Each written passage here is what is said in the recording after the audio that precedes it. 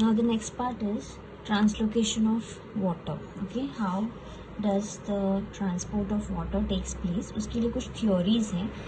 There are many theories. Some of the theories are explained here in the text. We will discuss that. Plus additionally कुछ theories के खाली नाम दिए हैं, उनके बारे में मैं थोड़ा थोड़ा points ending में discuss करूँगी तुम्हारे साथ, so that you know what exactly those theories are. What do they mean? Okay. Now transport of water along with the dissolved minerals from the root to the other aerial parts. Aerial parts मतलब the shoot, branches, leaves etcetera जो भी है, stems and leaves, ये सब होता है. It is against the gravity. Okay, upward direction में जा रहा है. तो ये जो ट्रांसपोर्ट होता है इसको क्या बोलते हैं? ट्रांसलोकेशन या एसेंट. एसेंट मतलब इट इज़ असेंडिंग ना. ट्रांसलोकेशन और ascent of sap. Why sap? Because it is not pure water, it is having the mixed और the dissolved minerals. Translocation of water जो होता है it is occurring through the lumen, यानी कि the cavity of the conducting elements, that is basically the xylem के tracheids और vessels, उसके parts है जाइलम के. करेक्ट, पाइप लाइक पार्ट्स है. You have studied the structure of xylem in 11th standard. ये सभी वैस्कुलर प्लांट्स में होते हैं as a conducting structure. Ringing experiment जो है it has prove that xylem is the part of ascent of sap. मतलब हमको कैसे पता चला कि जाइलम में से ही वाटर और डिजॉल्व मिनरल्स ऊपर की तरफ जाते हैं? उसके लिए एक रिंगिंग एक्सपेरिमेंट है. What is this ringing experiment? कि एक पॉटेड प्लांट लेना है और उसके स्टेम का आउटर लेयर थोड़ा सा एक रिंग शेप में निकाल देना है. तो what you are trying to do is you are removing it. उसका बार्क और उसका टिश्यू लेयर्स इतना निकालते हो कि तुम उसके जाइलम को हटा देते हो. ओके, वहाँ तक ही, फिर रुक जाते हो. पूरा प्लांट डिस्ट्रॉय डैमेज नहीं कर रहे हो, तो वो पूरा स्टेम कंटिन्यूस रहेगा, लेकिन उसके बीच के हिस्से का bark layer and other cortex layer and xylem layer is removed in a ring patch. Okay, तो उसको इसीलिए रिंगिंग एक्सपेरिमेंट नाम दिया. Now when the plant is there, तो नीचे के पार्ट्स में तो जाइलम है, तो अभी पानी एब्जॉर्ब होएगा और पानी कंडक्ट होगा, लेकिन वो ऊपर की तरफ नहीं जा पाएगा क्योंकि बीच में हमने वो रिंग बना के उसको कट कर दिया है. सेम वे ये एक्सपेरिमेंट ये भी प्रूव करता है कि फ्लोएम इज कंडक्टिंग फूड. कैसे? तो ऊपर से जो फूड बन के आएगा फ्लोएम में से, अगेन वो आगे नीचे पार्ट में नहीं जा पाएगा, तो वो रिंग के ऊपर के एज पे जमा हो जाएगा, इसलिए हमको स्वेलिंग्स दिखेंगी इन रीजन्स पे. तो दैट प्रूव्स कि this conducting vessels are carrying food and water. Okay, then several mechanisms है या थियोरीज है जो पुट फॉरवर्ड की गई है by different scientist to explain the mechanism of translocation of water, कि एग्जैक्टली किस फिजिकल फोर्सेस की वजह से पानी ऊपर तक पहुंचाया जाता है. इन थियोरीज में वाइटल फोर्स थियोरी है, रिले पंप थियोरी है, फिजिकल फोर्स थियोरी है, रूट प्रेशर थियोरी है.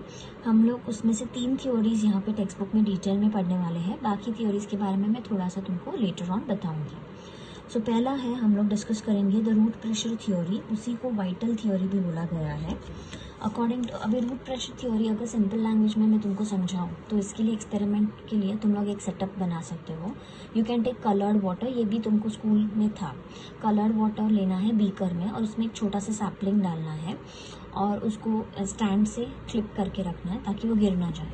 फिर तुम थोड़ी देर के लिए रुकोगे and what you will observe is वो कलर्ड वाटर तुमको लीव्स के वेन्स में दिखाई देता है. That means the water got conducted upwards. Okay, अभी ये जो अपवर्ड कंडक्शन हुआ है ये क्यों हुआ? तो पानी जो अंदर आता है रूट्स के अंदर, वो रूट के अंदर रूट सेल्स में हाइड्रोस्टैटिक प्रेशर क्रिएट करता है, उसी को रूट प्रेशर बोलते हैं. उस रूट प्रेशर की वजह से the water is pushed inside from cell to cell. Push होने के बाद फाइनली वो जाइलम वेसल में पुश होता है because of this root pressure. And then वो पानी के वाटर मॉलिक्यूल्स अभी कंटिन्यूस एक फ्लो बनाते हैं और ये नीचे से पानी कंटिन्यूसली आ रहा है तो वो उसको पुश करेगा और उस वाटर को अपवर्ड डायरेक्शन में पुश करता जाएगा. तो रूट प्रेशर की वजह से वो पानी ऊपर चढ़ता जाता है प्लांट की स्टेम में. Now this is true for the plants which are small in height, क्योंकि रूट प्रेशर से पानी एकदम टिप तक, ऊपर के टिप तक पहुंच सकता है. But what about the tall plants? वहाँ पे ये थ्योरी फेल हो जाती है क्योंकि रूट प्रेशर इतना हाई नहीं होता कि वो बहुत टॉल प्लांट्स में पानी को अगेंस्ट ग्रेविटी ऊपर तक लेके जा सके. तो वहाँ पे ट्रांसपिरेशन पुल थ्योरी काम में आती है कि ऊपर से ट्रांसपिरेशन हो रहा है तो दैट इज सक्शन और vacuum is created which is pulling the water column up. Okay, तो I have clear the concepts. ये तुम स्कूल में भी पढ़ चुके थे, root pressure and transpiration pull. तो अभी रूट प्रेशर थ्योरी के बारे में हम और भी थोड़ा कुछ जानेंगे. तो according to this theory the activity of the living cells of the root is responsible for translocation of water. J Priestley ने प्रपोज की थी ये थियोरी। तो when a stem of a potted plant is cut few inches above the soil, तो तुम लोग क्या कर सकते हो, अगेन इसको इस तरीके से भी कर सकते हैं, पॉटेड प्लांट को रखेंगे और उसका स्टेम काट देंगे, तो ऊपर का हिस्सा हटा दिया with a sharp knife, do that. फिर तुम थोड़ी देर में देखोगे कि उसमें से ऊज हो रहा है, sap, you can see it flowing out, oozing out through the cut end, क्योंकि पानी नीचे से ऊपर आया because of the pressure. This exudation at the cut end of the stem is a good proof for the existence of root pressure. As water absorption by root is a constant and a continuous process, तो अंदर hydrostatic pressure develop होता है living cells के अंदर, the cells of the cortex of the root, and what you can see is ये जो pressure develop होएगा hydrostatic pressure, I told you it is called the root pressure. ये term दिया था एस हेल्स ने। Due to the root pressure, water move along with the dissolved minerals. It is not only forced into the xylem, but it is also conducted upwards against the gravity. मतलब वो root के xylem में तो pressure की वजह से आ ही जाता है, प्लस अगेंस्ट ग्रेविटी वो अपवर्ड मूव होना शुरू होता है। Root pressure seems to be largely एक ऑस्मोटिक फिनोमिना है, क्योंकि ऑस्मोसिस से ही पानी अंदर आता है, and its development is an active process, तो इसमें सेल्स एनर्जी खर्च करते हैं।